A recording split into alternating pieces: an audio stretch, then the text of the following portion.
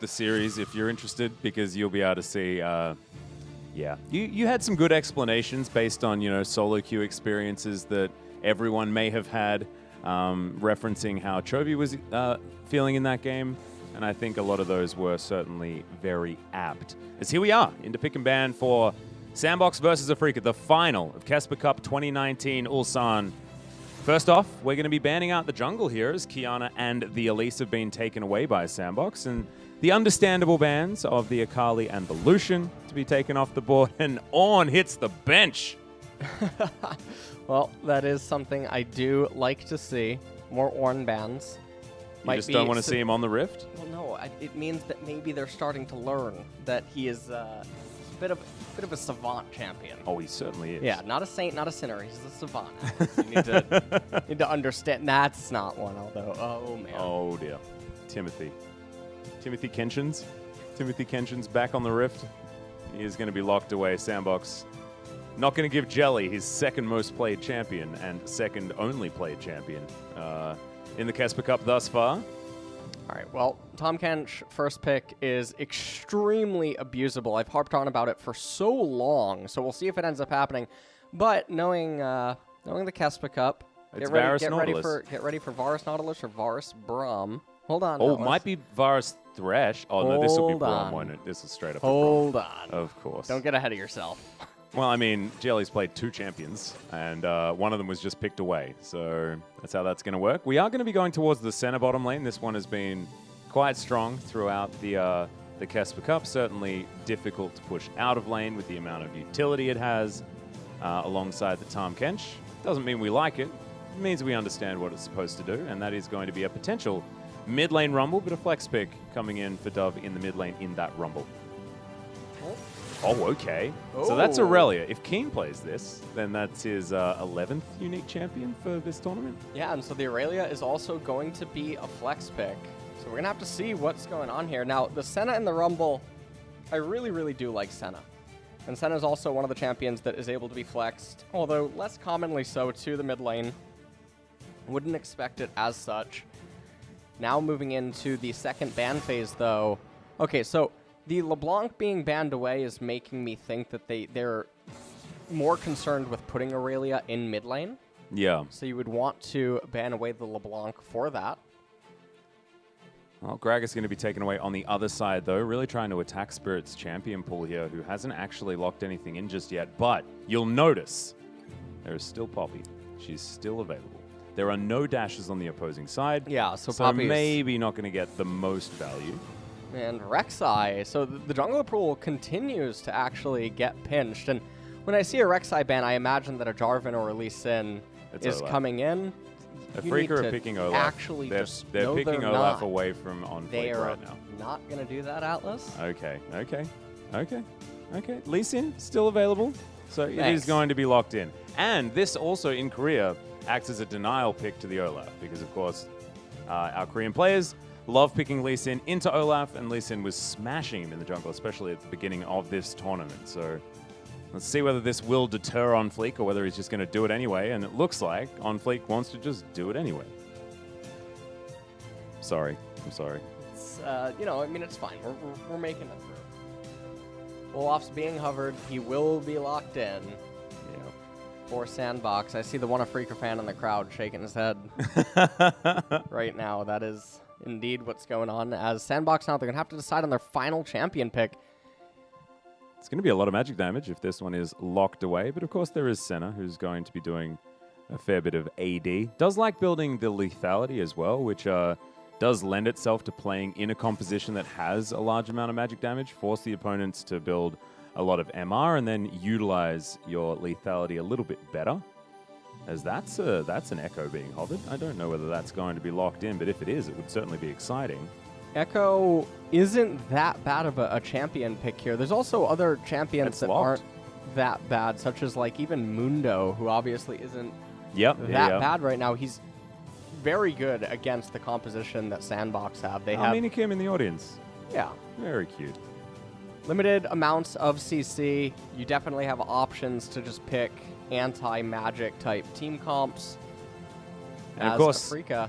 Yeah, and Echo was a counterpick to the Syndra, of course, in the mid lane. You're able to utilize the ultimate as soon as she uses hers, and not only do you get your health back, but you don't get hit by any of the orbs because you're untargetable while you're going back in time. So, like it, and certainly going to be very short-ranged on this Afreeca roster. Mystic is there on the Varus to make up for it, but I don't know whether it's necessarily going to be enough, and we're going to have to find out how Afreeca is going to pilot this one as we get onto the Rift for game number 1. Rumble and Syndra certainly very popular picks. SANDBOX have themselves a composition that we've seen very similar versions of throughout this tournament, but Afreeca seem to be mixing it up. We're going to see the 10th unique champion for Keen there towards the top side of the map. And honestly, it's all about the Aurelia versus the Rumble. We just want to watch Keen versus Summit. Yeah, and I mean, I'm excited to watch what's going to end up happening. There's a chance, though, that the lane does just get handshaked, in which case we have to watch for the mid game to unfold. But SANDBOX, they have a very red-bluish kind of team composition, Atlas. I know, you know, I see you looking at me right now, but I feel like they're going to be the ones that are definitely much more on a clock.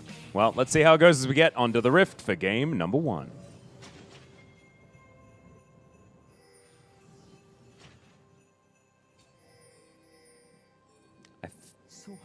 I think there were fan chants, but we just didn't quite hear it.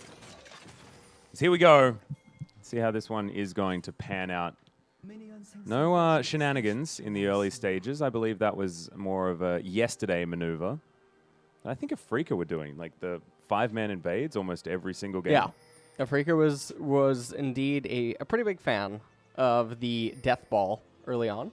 Yeah, not doing it this time around, however, even though they do have the Braum available to them. Of course, giving you a lot of power in that level 1. These concussive blows. But nope, not going to be a thing. As Mystic and Jelly, just going to wait, give Spirit a bit of a hand. And we do have a slight change up, a lot more teleports this game on the bottom side of the map than we've been seeing. But I guess this is almost like a handshake that they both agreed to at the same time for these bottom lanes. And both of them do have a lot of utility and defensive options with them. So probably not going to be too worried about what's happening bottom side of the map, which is going to give us much more access to just straight up watching the top lane the entire game. You know, I mean, the thing about this game is we're going to just have to mostly pay attention to what transpires in the first 12, 13 minutes, because the itemization on the side of Afreeca is going to be a lot better for them the longer that the game goes for the Echo, the Aurelia, and even the Lee Sin, because he's against two primarily AP carry threats on the side of SANDBOX. Olaf not really going to do anything after just one item. And if Olaf does end up going Black Cleaver this game, he's not really amplifying even his own damage because of his axe swing. So it's mostly would only be for Senna, which wouldn't be that effective. Yeah, Senna does some...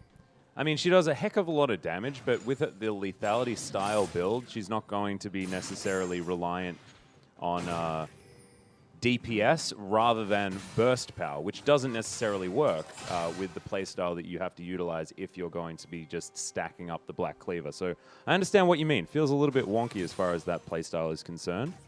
However, this SANDBOX roster hits really hard in the mid game. Any sort of composition that likes these champions that have either lethality or Magic Pen, and of course with a Syndra and a Rumble, Magic Pen certainly going to be on the cards, and Senna with the lethality, this comp is going to be very, very scary. So if Afreeca isn't able to hold on, then SANDBOX certainly will be in with a chance. And Afreeca are a team that utilize that as concussive blow is going to land onto the Tahm Kench for a moment. But of course, Root is there, and he has got the heals with the Piercing Darkness.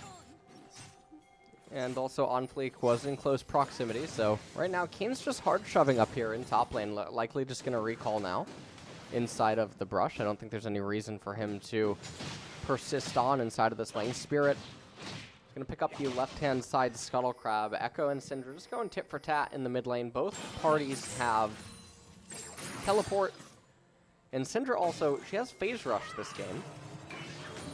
Yeah, Dove is going to be able to maneuver around quite a lot. We've seen a lot of the Phase Rush Syndras, I think, so far this tournament. Just for that added maneuverability. Can, of course, cast her Q while she's walking, so it makes a little bit of extra sense based on that, I guess.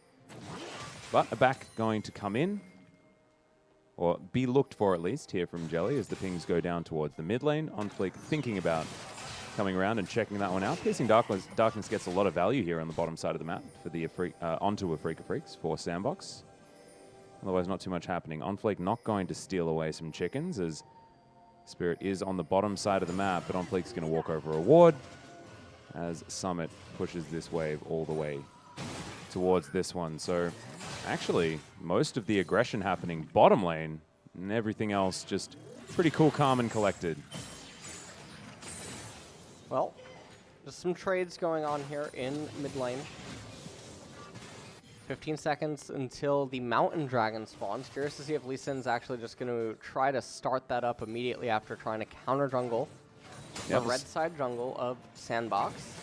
We'll see whether we get Cloud next and really unlock some powerful Dragon Souls. You were having a conversation, I believe, with Mr. Valdez yesterday about the Ocean Soul and the Infernal Soul being certainly the ones that people like a little bit more. He is on the cards, potentially. As the recalls come back towards the bottom side of the map as Mystic, he grabs himself his Vampiric Scepter, and we've got a pickaxe on the other side here that Root has picked up. Interesting that it's a pickaxe, of course. No. Going towards a Manamune. Pretty standard stuff here for the center build. Yeah, and I mean, at this point, nothing really should be expected, although Keen. Yeah, going quite aggressive. Doesn't actually take the turret shot that I was half expecting there. And Summit going to lose out on that trade already. Moving towards a 20 CS advantage for the Aurelia into the Rumble top lane. This is one of the sacrifices, I believe, that SANDBOX was making is Fly. Aggressive onto Dove. Scatter of the Week comes in. Good stun, but Spirit walks over a ward and might actually go down to check on OnFleek. Not quite able to safely solo out this dragon if he is spotted. And will need to call in his bottom lane, but yeah, teleport coming in from Keen.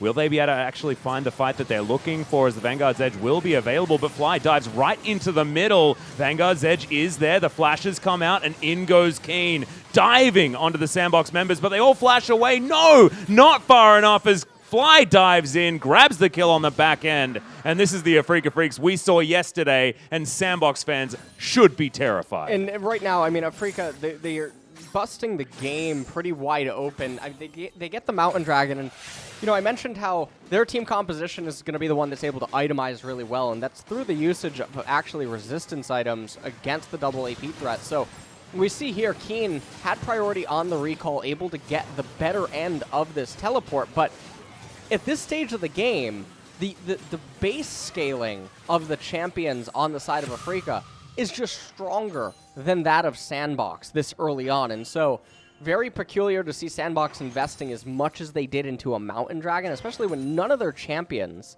can even really utilize it. And then they end up giving over a couple of kills. They're already down 1,500 gold. And as this game proceeds, I wouldn't be super surprised to see Banshees eventually come out on Echo, Maw of Malmortius on Lee Sin, Wit's End on Aurelia. Yep. And things are just not looking so good. And Cloud Dragon is the second one of the game, so we're going to get an exciting soul. Yeah, this is what we were talking about just before. I'm glad that it does come through, especially for Game 1 in a final. I find it really interesting talking about, I guess, power spikes and where these compositions are going to be strong, because we've sort of had both sides of the conversation, and I want the viewers to understand. You guys at home, I want you to understand exactly what we mean by this, because SANDBOX's mid-game composition is really strong on 1 to 2 items, and then Afreeca's will get better as the game gets to the late game. However, right now, with what Afreeca has, before you have your core item, Afreeca will be strong. So it's this really cool sort of tug of war between these two squads, and Afreeca found the timing that they were looking for and capitalized. As once again, potential capitalization towards the bottom side is now Summit trying to get away, but Spirit is here, found a lot of friends, and will be absolutely obliterated by the Olaf. Just too many people on SANDBOX's side as Fly does move up there, dives into the backline. Summit is going to go down, and Fly has the ultimate available. Vanguard's Edge, though, does come in. He was looking for the extra damage and finds it as Dove runs out of buttons.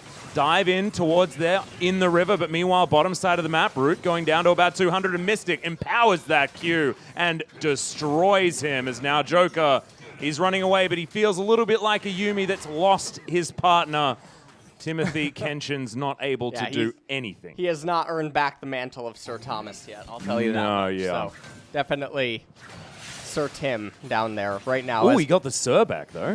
Well, slow down. It was a slip of the tongue. Okay. We take a look at the Insect comes out onto Rumble. Equalizer parting Aurelia away, but looked like Keen wasn't on the same page initially as Fly. He could have already been going on to Summit here, but a little bit later, didn't really matter. Echo doing so much, locking up the Olaf Triumph Restore, going back onto Keen, and then Dove getting chased down by the Echo, ends up having to flash right there. Yep. And now his lane state is also really good inside of the replay, and obviously we have the 2v2 down in bottom.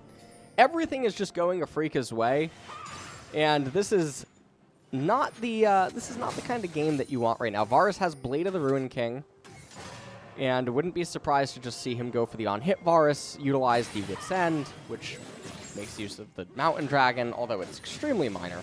Yep. He can pretty comfortably just go into Rage Blade if he wants to as well and get that huge 2-item spike. Might be helpful against a SANDBOX that does want to accelerate towards that particular stage of the game as quickly as they can. Fly, going to wander on over, gets himself a control ward, but you can see not taking the bait as Joker gets out there, and Shelly will be taken at 10.5 minutes. So success here for SANDBOX, but they're still, they got a ways to go. Close to 4,000 gold is the lead. And at 10 minutes, that is an exorbitantly large number. Yeah, it's super, super large. And I mean, they're going to get bottom turret plates right now as well. They're getting good vision. And this vision can obviously line up for teleports once Aurelia and Echo, Echo already has them available. So interesting right here, Mystic prioritizing the CS that's not even being hit over getting the turret plates. He's eventually going to end up getting both, but maybe missed out on a little bit of chip damage. And now he'll end up getting the CS right there with the piercing arrow. Yep, wanted to keep the lane in a better state for him, I guess, as well, which could be a reason for focusing on that as Jelly comes on in, does manage to get the stun there onto Joker as the Chains of Corruption are down. Spirit looking for a way into the backline, doesn't take the Q as Joker goes camouflaged, but now Spirit finds himself in amongst a whole lot of enemies. Good kick back there, gets a great knock-up as Fly picks up the kill onto the Syndra. Meanwhile, we got a fight on two fronts as the Devour comes through. That's on cooldown for a long time as Keen has just obliterated the other front. Spirit diving on over, and this is looking like a 4-for-0 in favor of Afreeca, who will be able to transition into either a turret or a dragon, maybe even the game. All I got to say right now, Atlas, is I'm really glad that we're not on Twitch. The stream might have been taken down with what has been happening the last 5 minutes inside of this game. This is really, really one-sided. I'm trying to think of a game that was this busted open in this kind of a manner, too, this early on. This reminds me of, do you remember SKT in 2018? KeSPA Cup. So last year's KeSPA Cup, where they got the first perfect game every single turret plate. That was against BBQ. Yeah. All right. Yeah, you do. You do remember that one. Yeah. I think there's a reason why you remember that, but we don't need to go into it. We don't need to go into it. Yeah. Oh, for that team. For that, yeah. You know. This game reminds me of that. Okay. Yeah. So we almost won game SANDBOX 2. doing a bit of a BBQ scenario. Yeah, you did. You know, you stood up on your own 2 feet in good old game 2. We almost won. I think you found the Karthus in game 2. I think that's what happened. Was it Karthus? I think Malus. No, I think Malus. Oh, was it? Oh, yeah. Yeah. It was an interesting comp. I actually remember enjoying that one quite a lot. We had Draven too. Mm-hmm. You know, that helps. Big brother. Yep. Yep. So, all right. Getting back into this game, though, you can see the Merc Treads already out for Spirit and Fly. And it does look like Rage Blade will be the item of choice for the Varus next. But honestly, at this point, it does just feel like SANDBOX is just going to kill over and die soon. Last turret plate in mid. It's going to be able to be picked up by Fly. Fly, who just took 3 turret shots because he felt like it. up against Dove. Just not too worried about it whatsoever. Spirit wandering over some wards, but as the map is flipped, this bottom lane now towards the top side. Might need to be careful. OnFleek moves towards the mid lane, but he's slowed down by that Time Winder, and the Q lands there from Spirit. OnFleek not going to be able to do anything at this stage. And he's an Olaf at 14 minutes in a gigantic gold deficit. He's basically not a champion. Yeah, this is not pentakill Olaf time, and I just don't think it can be in this game. He is so much worse than Lee Sin right now at this stage of the game relative to his items. I mean, he's not doing anything. He's an Olaf with a warrior enchantment that's going to press R, run at his opponents, throw maybe 1, 2 axes if he's lucky, and then he's going to turn right back around. Well, right now, he turned around already and wasn't able to do anything. Keen has discovered 2 people, but he might take this fight as Mystic takes down Joker as well off the back end. Summit has to flash as there's the ultimate flying through. Oh my god, Keen follows with the Blade Surge, and he's not even going to die to this Equalizer. Is there anything this man cannot do as now Spirit is hunting for a Q, and he'll find it easily. Puts Summit in the ground. He needs to be renamed because he's not at the top right now, He's LS. absolutely not at the summit, I'll tell you. Nope. So he might be the summit, but Keen has he's got there. You know, he's the guy that climbed Everest, and he is now the tallest part. Well, this game is really looking all but over. I'm very surprised there's not a mercy rule in League of Legends, because this would be the time to enforce it. And wait for this Blade Surge. I believe the flash actually happened where Dove was, trying to escape that particular Blade Surge button, but Keen he'd already buffered it. Well, 11,000 gold lead here at 15 minutes. Yeah. So what you doing later? You got any plans? What's going on for you before LCK don't comes back? Don't forget, 3 days, Star Wars. Yeah, don't forget. I'm ready. Don't forget. Do you want to go like lunchtime? Or do you want? No, I like nighttime. You're a nighttime guy? Yeah, it really sets the mood. All right. Okay. It's the long time ago in a galaxy far, far away mood. Exactly. So like maybe like a 6 or 7 p.m. showing. Okay. Okay. Oh, is that what late means for you? I was actually really confused because your sleep schedule like is an 10 or absolute something? disaster. Well, that's so morning what for is me. nighttime? Yeah. Like, what does that mean? 5 a.m. Yeah, exactly. Maybe 6. Normal wake up hours. I know it was a little bit touch and go at the start of this tournament because you're a man that likes to stream, and you stream for our international viewers, a lot of you beautiful people at home, and that means that LS doesn't have real human being times here in Korea because he's catering for a lot of you guys. I'm on KST hours only when I'm casting. Yeah, I've noticed. And even then, sometimes, yeah. sometimes I tread the line. Yeah. Organizing off-season meetings with LS is an absolute disaster, just so you guys know. Sometimes they'll message me. So, How about 1? I'm like, it's the middle of my sleep cycle. Yeah, exactly. It's like 7 p.m. Is that okay? Oh, it's a bit early in the morning for me. What? Oh, disaster. Europe's waking up soon. I got to stream. Yeah, exactly. Oh, no. We can check in on some items here as Trinity Force has been completed. We've got a Magi's Soul Stealer from a very happy Fly, who was very confident in his interview yesterday. One of the things that I really liked about what he was talking about was the fact that he hadn't really had very much luck against Chovy until yesterday's match. And so this has been a tournament that's been fantastic for Fly, whether it be, Fly as a player or just his confidence and what he can do moving into the 2020 season. And Fly really didn't have that when he made his debut back in the LCK, his re-debut, I guess. Yeah, I mean, he had a pretty lackluster performance.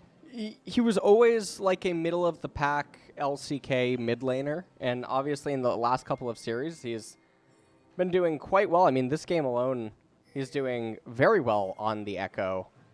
And like you mentioned, pick up the Magi's Soul Stealer, which we don't get to see that item very often in pro play. So it's quite nice when you see it, especially when it has the passive enabled. The extra little kick that the item can end up giving you. Mm-hmm. And so far, though, Afreeca, they're just waiting. They're just continuing to get further and further ahead. They're not trying to force anything and end this game pre-20 minutes. And the thing that makes this okay, because oftentimes you'll see a game in this state and you'll be frustrated, right? That a team hasn't actually just straight up won yet. But if Afreeca keeps doing this, they will just eventually win because they are denying the entire jungle from SANDBOX. They are always getting more than SANDBOX is able to get, and this composition does very comfortably 1-3-1. And you can see Shirley will head towards this top lane, and they'll continue just taking money from SANDBOX. SANDBOX right now are a Pinata, and Afreeca are just, you know, they're thwacking it when they feel like it. Yeah. And taking the candy when it suits them. Oh, this is going to feel real bad. Shirley, you're going to deal that's a a big lot of damage to that top tier 3. I remember the first time that we saw, you know, new Rift Herald, whether it be Shelly or Shirley, hit an inhibitor turret, and I feel like it just does obscene damage to inhibitor turrets in particular. You like that? Yeah. You like how much? I think that she has a thing against them. She certainly doesn't like the tier 3. Maybe the turret inhibited her. I don't know. Maybe she just, you know, she's a Twitch viewer, and it's about the kind of subscription. And so she doesn't like the tier 3. She really wants you to get in on that tier 1. I don't. Know? Yeah, trust me. I know about wanting people to get in on the tier 1. Mm-hmm. Okay, it's free after $4.99. Okay. Does that have something to do with Amazon Prime or something like that? That's an option as well. Oh, okay. And if you ever want to listen, Atlas, you ever want to run a test, twitch.tv/MLS. Okay, and just all right. You can go and test out there first. Oh, is it pronounced IMLS? I thought it was Imless. You know, I had a that's weird. Korean. Well, hold on. Just 1 second. KeSPA fight. Yeah, we've got a bit of an equalizer coming down here as Jelly throws out an ult as well just to try and answer, but Mystic, he's turned up, and look at the money that Afreeca are smashing SANDBOX in the face with. It's a scat of the week that has actually worked out here, but it's not going to be good enough for Joker, and that is just Afreeca taking as much as they possibly can. Keen through the base gate just dives in and takes down the Syndra. Now has found an unsuspecting route underneath the turret, goes golden. That's the double. And Keen, I don't know what he has been eating in this offseason, but he is an absolute monster. Oh, good guy. Spirit tanks up the turret just to make sure that Keen could get out. And OnFleek has survived. Respawned. He didn't survive. He certainly died in that last fight. Well, but Afreeca have decided to back off the Baron. If Jeff Bezos was a champion this game, Atlas, it would definitely be the Aurelia with how much gold this champion has. The amount of imbalance that is present inside of the team fights. The equalizer comes out. You ask yourself, well, why is Afreeca fighting in here? But the mind control from Afreeca, luring SANDBOX into their red side jungle, and it's just such an easy victory. They're so far ahead. It's really no contest. Yeah, and then Keen just picks up the stragglers because, you know, he can. Look at this. There is an inhibitor turret and a Senna who's pretty busted right now, and Keen doesn't mind. And I think a lot of that has to do with this 606 Aurelia, 60 CS in the lead, so much global gold available. And there is that one pesky kill that is separating Afreeca for another, like, very close to a perfect game. And their game ones have been, like, circa 2017, you know? This is, like, the old Afreeca adage, where Afreeca just come out of the gates so incredibly fast. And the thing that's been ridiculous is the fact that they didn't stop yesterday. Yeah. I was always expecting Afreeca to take game 1, but I was expecting game 2 to be much better for Dragon X. That might be the case here for SANDBOX, but that hasn't been how it's been working out as the Vanguard's Edge flies through. This is merely a formality for these Afreeca players as the double kill for the Aurelia is there. OnFleek gets obliterated by Fly in the backline, and I just need more words to talk about how destroyed SANDBOX have been, because I feel like I've used all of my obliteration-style words so far today because of how much Afreeca has been giving it to SANDBOX. The Nexus turret's finally going to go down. SANDBOX can breathe a sigh of relief that this is now over. That one kill, inting Spirit, unfortunately, at the end there. But my goodness, this was a state